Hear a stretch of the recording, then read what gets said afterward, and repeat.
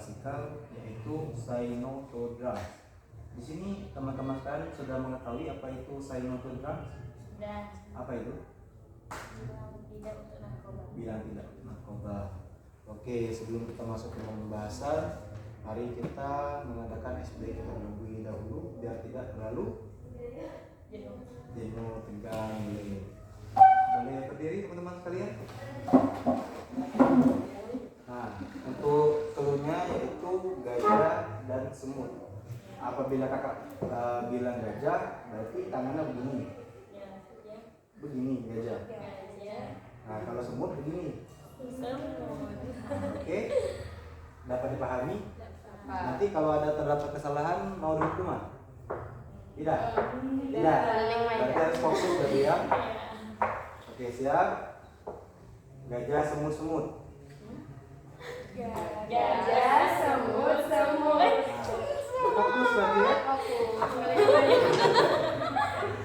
Nah, kita paham lagi. Keluarnya itu semut, gajah, semut.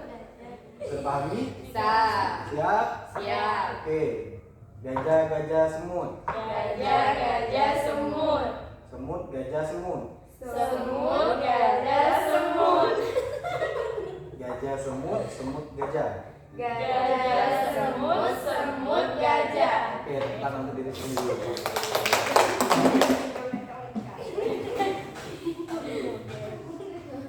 Oke, mungkin kita langsung memasuki ke pembahasan. Di sini izinkan kakak untuk menjelaskan terlebih dahulu apa sih pengertian daripada narkoba dan jenis-jenisnya.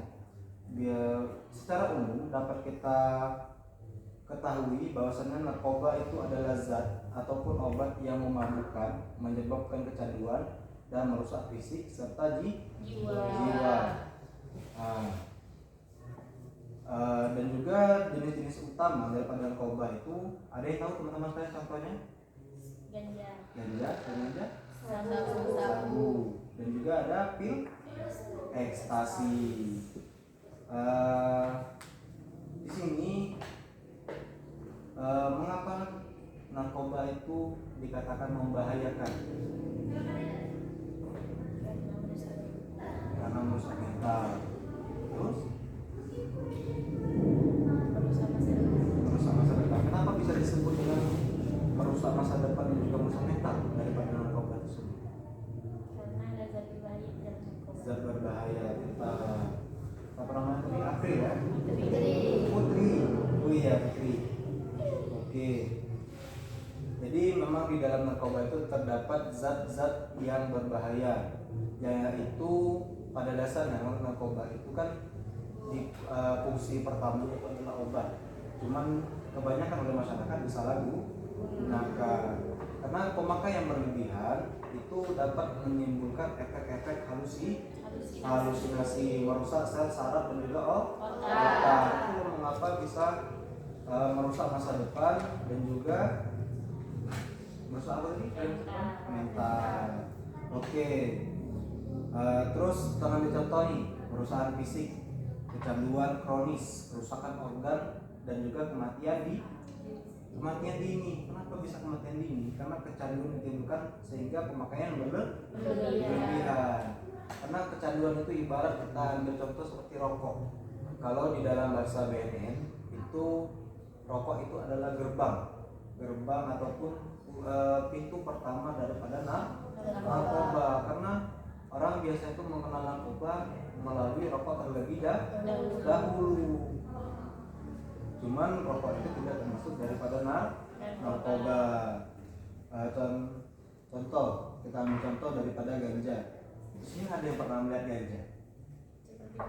Seperti tumbuhan, memang tumbuhan. Seperti bisa kita ambil contoh, ada yang pernah lihat daun ubi? Nah, bentuknya hampir sama seperti daun ubi, cuman batangnya berbeda. Dia memiliki bentuk daunnya itu sama seperti daun ubi, cuman batangnya berbeda. Nah, efek daripada yang ditimbulkan oleh ganja itu adalah menyebabkan halusinasi, seperti ibaratnya itu minum-minuman alkohol, dan juga penurunan motivasi belajar. Kenapa motivasi belajar yang menurun? Karena sudah diefektif malas. Oke. Jangan tegang. Di sini kita ibarat bimbingan kasih kali ini lebih ke diskusi serta penyampaian pemahaman. Oke, kita masuk ke jenis narkoba yang selanjutnya, yaitu sabu-sabu. Sabu-sabu ini dapat meningkatkan energi, tetapi hanya sementara. Terus juga dapat merusak otak dan juga jantung. Kebayang bahaya narkoba itu. Ibarat itu sabu-sabu itu, kalau sepengetahuan kakak pernah mendapat pendampingan daripada puskesmas semasa masih di madrasah, yaitu kalau sabu kita taruh di daging mentah yang sudah mati hewan tadi, kita taruh sabu di atas itu, nanti daging itu akan bergerak sendiri seperti menimbulkan kejut.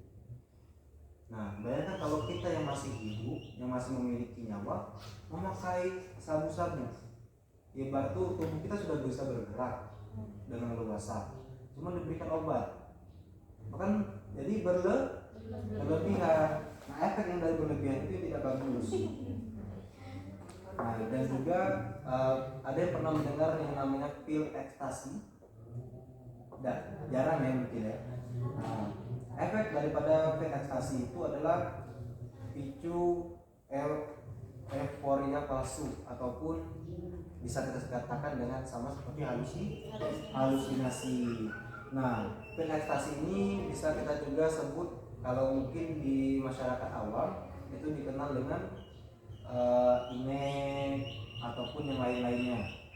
Dia berbentuk pel dan juga berisiko untuk menerima penyakit stroke dan juga depresi. Nah, di dalam Islam juga teman-teman sekalian kan ada di pondok. Apa hukumnya mengonsumsi narkoba? Haram. Kenapa haram? Kenapa bisa dikatakan dengan haram? Apa sih definisi haram dalam Islam itu? Pernah memikirkan kata haram? Di dalam Islam itu melarang, berarti yang dilarang itu dengan sebutan haram. Kenapa diharamkan?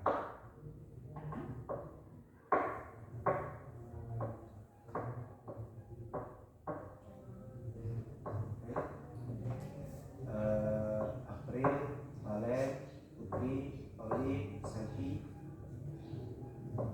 bisa menjawab haram? Nah, ada jawaban umum saja ya. Kenapa bisa disebut kenapa bisa diharamkan? Karena segala sesuatu yang dikatakan dengan haram itu memiliki lebih banyak mudarat daripada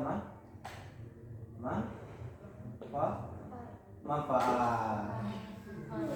Contoh, kita ambil di peristiwa zaman Nabi, itu khamar. Tahu khamar apa? Minuman keras. Pada zaman Nabi itu awalnya khamar itu tidak diharamkan, karena hanya minuman biasa, tetapi dikonsumsi berlebihan dan menimbulkan efek samping. Apa efek samping daripada minuman? Bukan. Jadi kalau lebih banyak merugikan diri sendiri itu maka diharamkan. Seperti bisa kita ambil contoh daripada narkoba. Narkoba itu tidak ada manfaat, hanya ada merusak. Terus kita masuk lagi di bahaya narkoba bagi santri. Menyalahkan narkoba mengancam karir, ibadah, akhirat.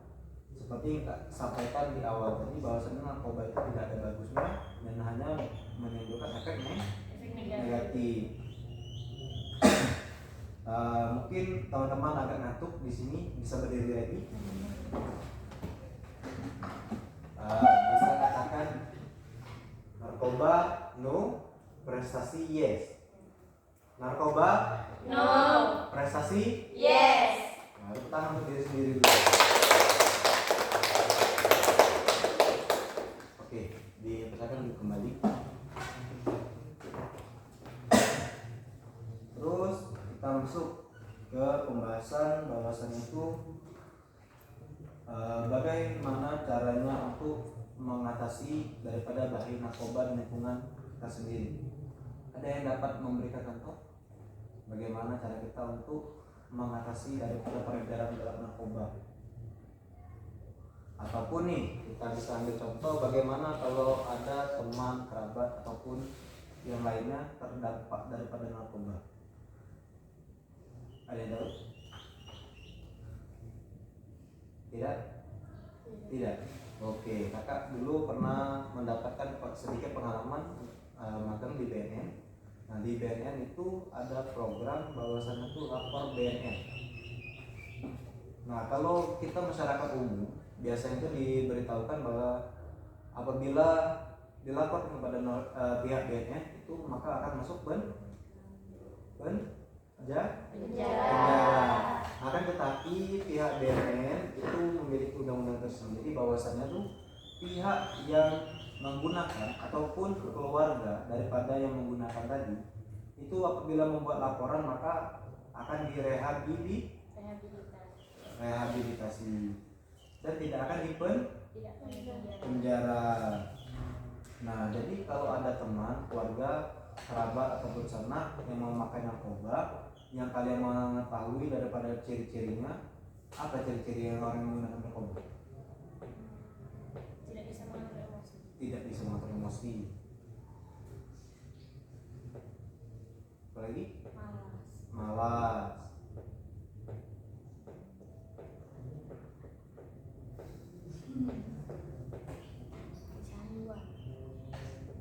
Kedua tuh apa? Sakal. Kalau ngomong sakal.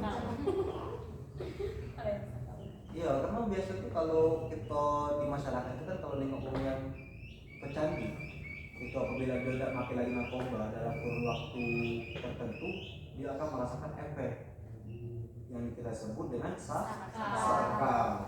Biasa tuh kalau nengok sakal itu kamu ngilo, marah-marah banting barang. Kalau yang sudah berumah tangga bini dipukul, anak kerajaan. Iya, kenapa kok efek tadi itu sudah terlalu berbahaya.